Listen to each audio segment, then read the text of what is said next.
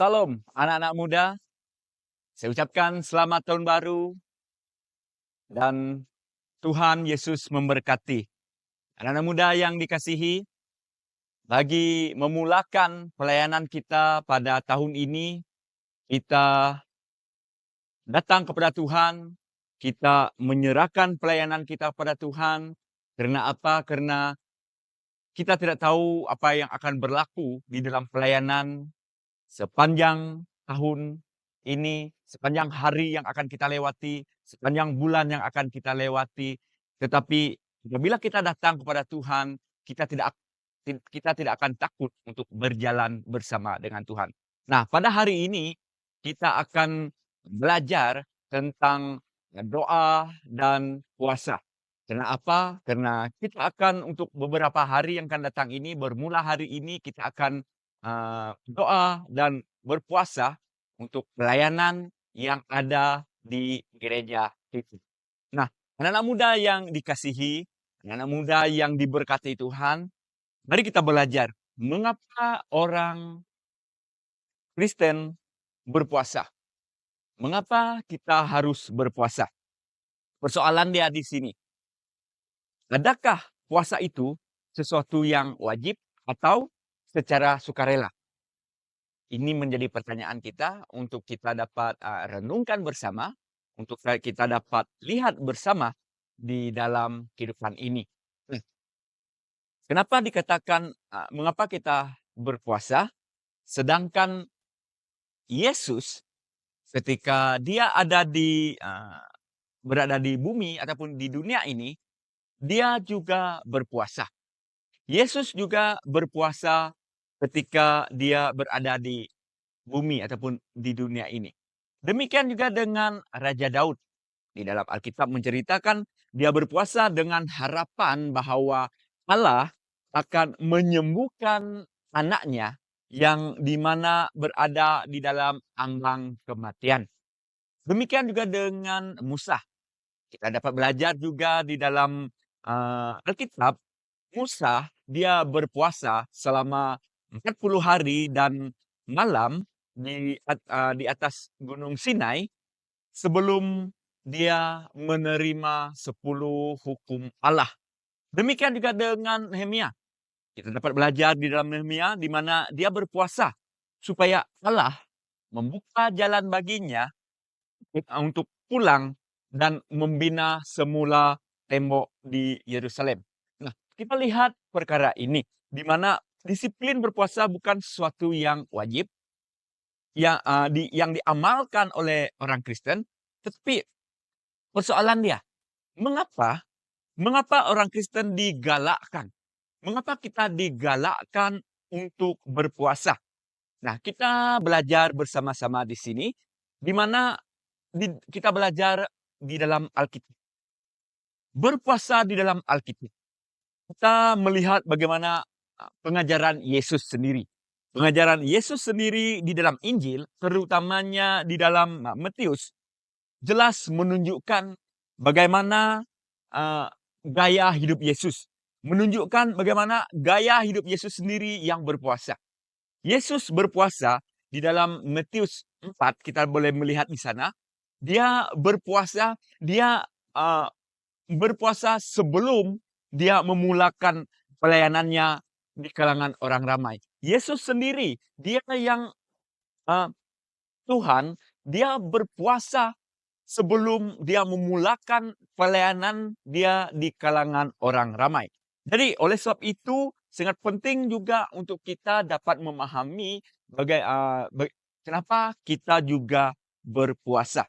Nah, kita lihat perkara yang pertama tentang mengapa orang Kristen berpuasa. Mengapa Anda dan saya perlu berpuasa? Yang pertama adalah tentang bagaimana untuk kita dapat menyelidiki diri. Menyelidiki diri kita, yaitu menyatakan akan pertobatan melalui puasa. Menyatakan pertobatan kita melalui puasa. Puasa yang seringkali diamalkan dan paling sas adalah untuk menyatakan sikap bertobat di dalam kehidupan seseorang. Kita akan belajar Ada beberapa contoh yang akan kita dapat belajar pada hari ini, di mana apabila umat Allah apabila umat Allah menyadari betapa banyaknya dosa mereka, mereka mengambil langkah bertobat supaya dosa mereka diampuni. Ini yang dapat kita belajar dalam Alkitab, terutamanya di dalam Perjanjian Lama. Ada beberapa contoh yang akan kita belajar bersama pada hari ini untuk kita dapat memahami bagaimana kuasa yang berlaku melalui doa dan puasa itu. Nah, di dalam 1 Samuel 7, di mana menceritakan umat Allah ingin menyerahkan diri dengan sepenuhnya kepada Allah.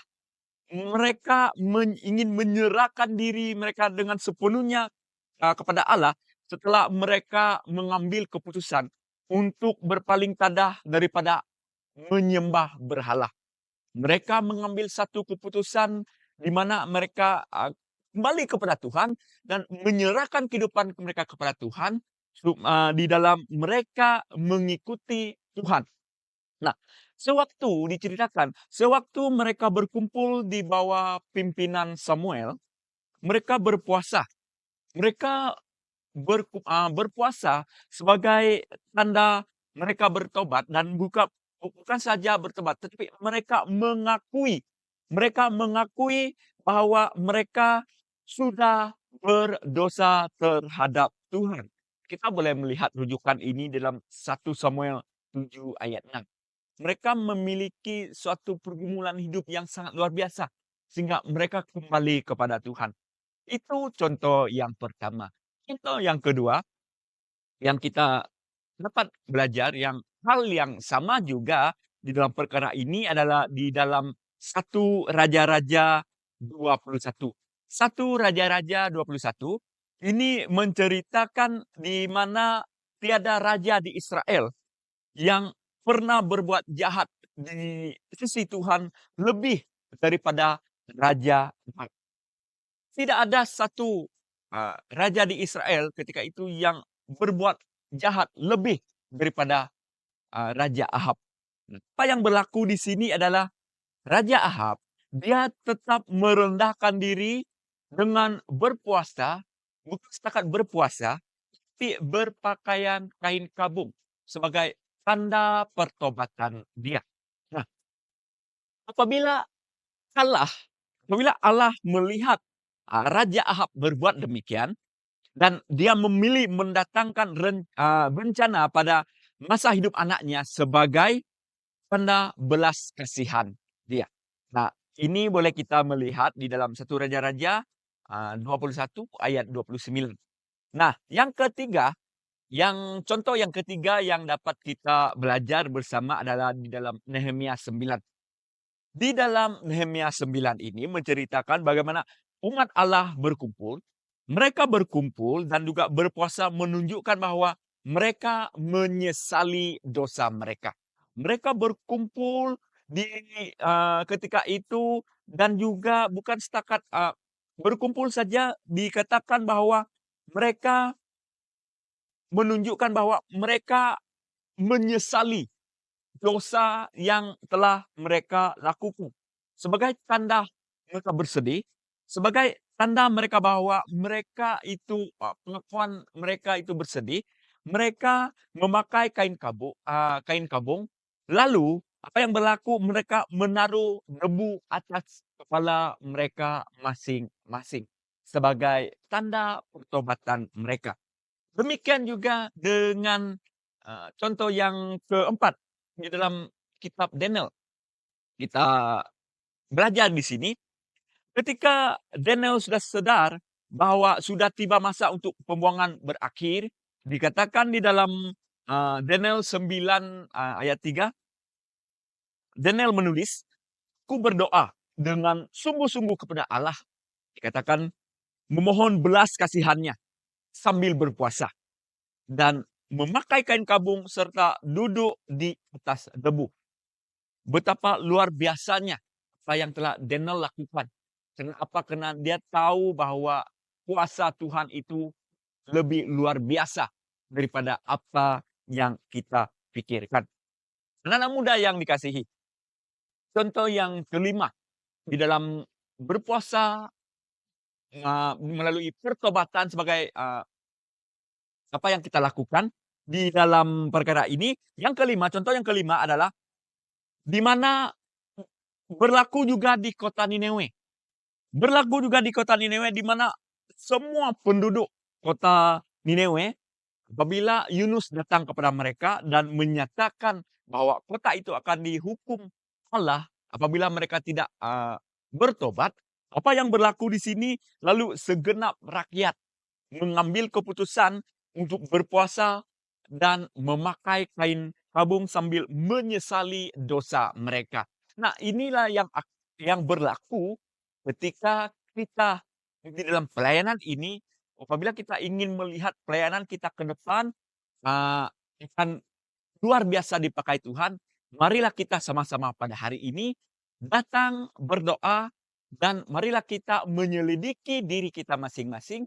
Siapapun kita, apapun kedudukan kita, mari kita datang sama-sama menyerahkan pelayanan ini, diri kita kepada Tuhan, supaya Tuhan akan memimpin kita untuk pelayanan yang lebih luar biasa, terutamanya dalam gereja kita di tempat ini. Yang kedua, kita belajar di sini. Kita telah belajar mengapa orang Kristen berpuasa. Yang pertama tadi tentang menyelidiki diri, bagaimana kita menyatakan pertobatan melalui puasa. Yang kedua adalah secara luaran, di mana kita berduka cita. Berduka cita di dalam situasi yang mencabar. Berduka cita dengan keadaan yang ada di sekeliling kita. Nah, berpuasa bukan saja menunjukkan keikhlasan hati kita semasa bertaubat, tetapi ia juga memberi peluang kepada seseorang untuk meratap atau berduka cita di dalam keadaan yang mencabar. Nah, kita melihat beberapa contoh juga di dalam Alkitab, di dalam Perjanjian Lama, di mana Samuel mengakhiri waktu perkabungannya untuk Saul yang mengambil masa selama 7 hari. Satu masa yang cukup luar biasa juga, selama 7 hari untuk dia berkabung dan berdoa dan berpuasa. Ini yang berlaku. Dan juga di dalam 2 Samuel juga, di dalam kitab 2 Samuel juga dikatakan diceritakan sewaktu Daud dan para pengikutnya menerima kabar tentang kematian Raja Saul, apa yang berlaku adalah mereka meratap, mereka berkabung, dan juga mereka berpuasa sepanjang hari.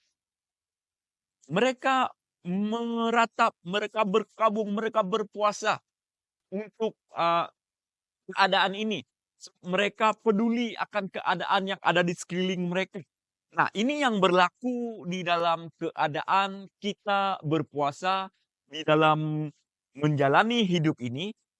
Puasa di dalam keadaan tersebut bukan karena mereka, diceritakan di sini, bukan karena mereka merasa kesal pada dosa sendiri, tetapi atas kematian raja mereka. Namun ini juga yang kita dapat belajar bersama untuk pelayanan ini.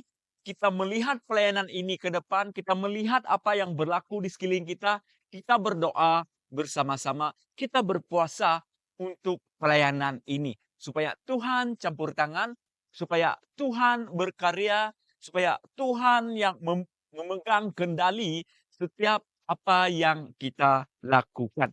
Itu yang kedua. Yang ketiga, mengapa orang Kristen berpuasa? Yang ketiga yang kita belajar di sini adalah kita memandang ke hadapan. Kita memandang ke hadapan untuk mencari berkat Tuhan, untuk mencari kehendak Tuhan, apa yang Tuhan ingin kita lakukan, apa yang Tuhan ingin kita lakukan di dalam pelayanan ini. Apapun bidang pelayanan kita, apapun tanggung jawab yang dipercayakan bagi kita, mari kita berdoa bersama, mari kita berpuasa bersama untuk perkara ini. Seseorang juga boleh berpuasa untuk masa depan. Kita boleh berpuasa untuk masa depan, bukan untuk pertobatan saja, tetapi untuk masa depan. Perancangan kita ke depan. Apa yang kita inginkan, kita serahkan kepada Tuhan. Seorang boleh berpuasa dan berdoa supaya Allah menunjukkan langkah yang seterusnya. Supaya kita tidak melangkah sendiri. Supaya kita tidak berjalan sendiri. Tetapi kita berjalan bersama dengan Tuhan. Itu yang penting, itu yang harus kita lakukan. Nah, kita melihat sekali lagi beberapa contoh di dalam Alkitab, terutamanya di dalam perjanjian lama, peristiwa yang muncul dalam Alkitab tentang puasa jenis ini boleh kita dapati di dalam Hakim-Hakim 20 ayat 26. Apabila umat Allah meratap di Betel, di ambang perang saudara, untuk mencari jalan penyelesaian yang lebih aman tanpa menumpahkan setitik darah ketika itu, apa yang berlaku?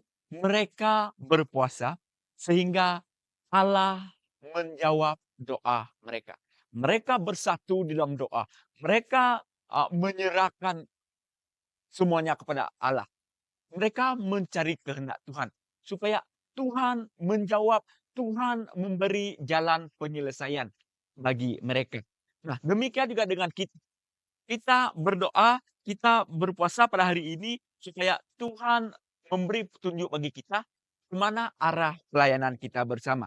Nah, satu lagi contoh di dalam keadaan ini, contoh yang berlaku di dalam keadaan ini, di mana di dalam 2 Tawarik 20 ayat 3 menunjukkan Raja Yosafat. Di mana Raja Yosafat ini ketika itu dia takut pada tentara Moab, Edom, dan Meunim, di mana mereka berkumpul untuk melawan Israel ketika itu. Apa yang berlaku di sini? Raja Yosafat, ini tindakan Raja Yosafat. Dia memerintah seluruh penduduk Yerusalem, dia memerintah supaya mereka berpuasa. Dan bukan setakat berpuasa, dia menyeru kepada Allah bahwa katanya di dalam 2 Tawarik 20 ayat 12, kami tidak tahu apa yang harus kami lakukan.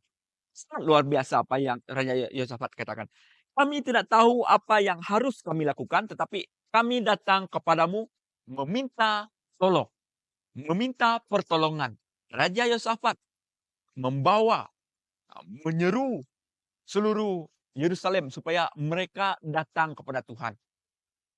Menyerahkan semuanya kepada Tuhan. Dan apa yang berlaku di sini dikatakan bahwa apabila mereka datang kepada Tuhan, Tuhan menjawab doa mereka. Nah, ini yang berlaku yang kita juga pada hari ini, tentunya kita memiliki hati di dalam untuk pelayanan ini, untuk gereja ini, untuk masa depan pelayanan ini, tentunya kita datang kepada Tuhan, menyerahkan semuanya kepada Tuhan. Demikian juga di dalam satu lagi contoh, di mana doa Raja Daud. Doa Raja Daud di dalam Mazmur 109 ayat 24, di mana dia katakan lututnya gemetar karena berpuasa. Lutut dia bergetar karena dia berpuasa. Dia juga berdoa dan berpuasa supaya anaknya yang dilahirkan boleh dipulihkan dengan harapan bahwa Tuhan mengasihi dia. Tuhan mengasihi dia dan membolehkan anak dia hidup. Nah, berpuasa sambil memandang ke hadapan untuk diberkati Tuhan, memainkan peranan yang penting sewaktu umat Allah di dalam suatu pembuangan.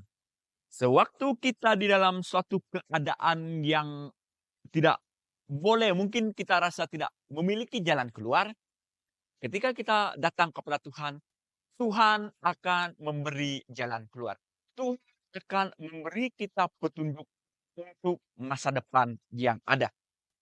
Sangat menarik juga untuk kita melihat satu contoh lagi di dalam Alkitab. Di mana sebelum Ratu Esther menghadapi Raja Ahasiweros, apa yang berlaku di sini, dia meminta hajat daripadanya.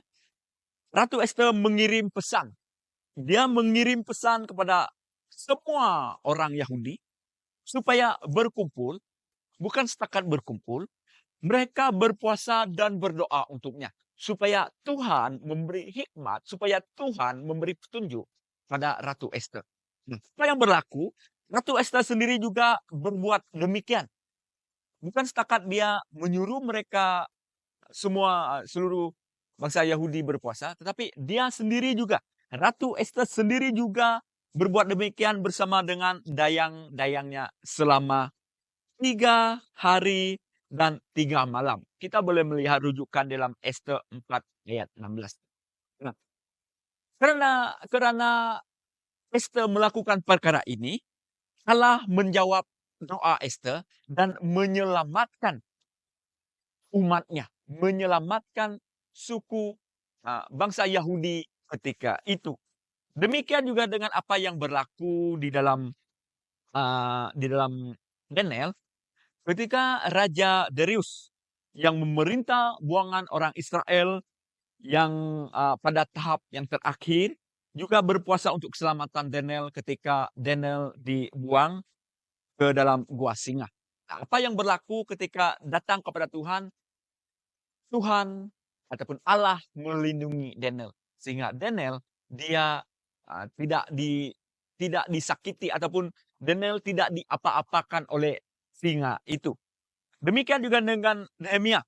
Contoh yang seterusnya sangat menarik juga untuk kita dapat belajar bersama, di mana Nehemia mencari kehendak Tuhan ataupun mencari berkat Tuhan di dalam doanya melalui doa dan puasa sebelum menghadapi raja. Nah, keadaan-keadaan inilah yang dapat kita belajar bersama. Sebab apa? Sebab kita tidak tahu apa yang akan berlaku sepanjang tahun ini, sepanjang hari ataupun bulan yang akan kita hadapi ini. Kita memiliki banyak perancangan di dalam pelayanan kita. Mari, saya mengajak kita supaya kita datang kepada Tuhan terlebih dahulu. Menyerahkan semua perancangan kita, menyerahkan semua program kita, menyerahkan semua aktiviti-aktiviti yang telah kita rancang untuk youth kita, terutamanya dalam gereja kita di tempat ini. Nah, amalan berpuasa seringkali berfungsi sebagai salah satu tiang iman apabila kita berdoa kepada Allah dan meminta bimbingan serta nasihat daripada Allah.